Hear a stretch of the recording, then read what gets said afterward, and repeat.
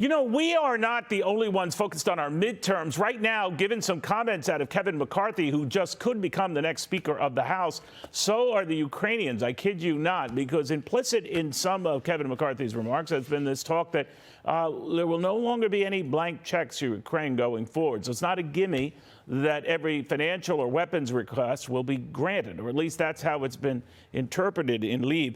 Let's get the latest from General Jack Keane, what he makes of this. General, his clear signal was the open checkbook stops. Now, I don't know if he acts on that, but what do you make of that?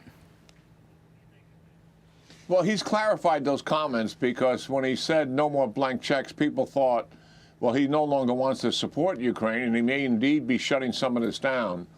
And that's not the case. I mean, what he wants, and it's very understandable, is accountability. And he wants to make certain that the weapons we're getting to the Ukrainians are getting in their hands. And we do know that there's been significant corruption in Ukraine. That's an historical fact.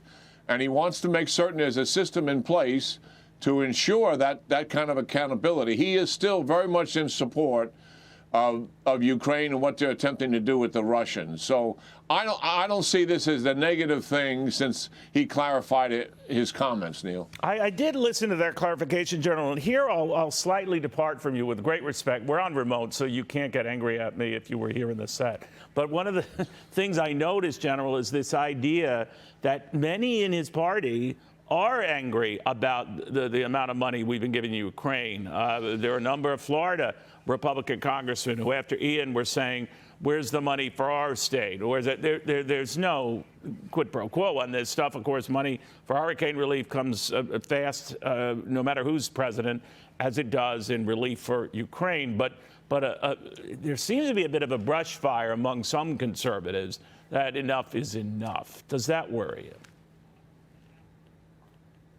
Well, certainly it does. But listen, those thoughts have always been there. Yeah. And I respect them. These are people who are opposed to spending, and particularly if that spending in their minds is not justified. And we've certainly have seen an administration here that has absolutely gone over the top in terms of spending. I mean, we have a federal budget that's now at $6 trillion. The military assistance, just so our audience understands, that is going to Ukraine is somewhere in the neighborhood of $18 billion out of a $6 trillion budget.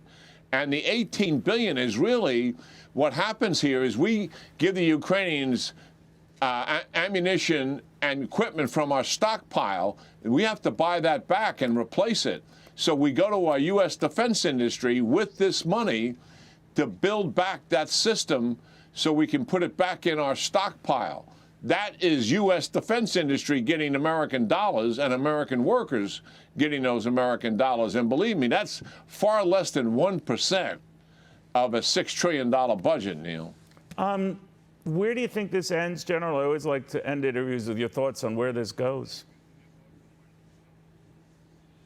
Well, I think the Ukrainians have huge momentum here, and the Russians are unbelievably vulnerable. I mean, as much as we've seen problems in the past with the Russian military, they are certainly exponentially greater than anything we could have imagined. Even this mobilization that they're conducting is not going well. Putin is trying to stall activities, certainly, by attacking the Ukrainian people, annexing territory, and trying to claim a territorial victory in doing that. And that's not happening.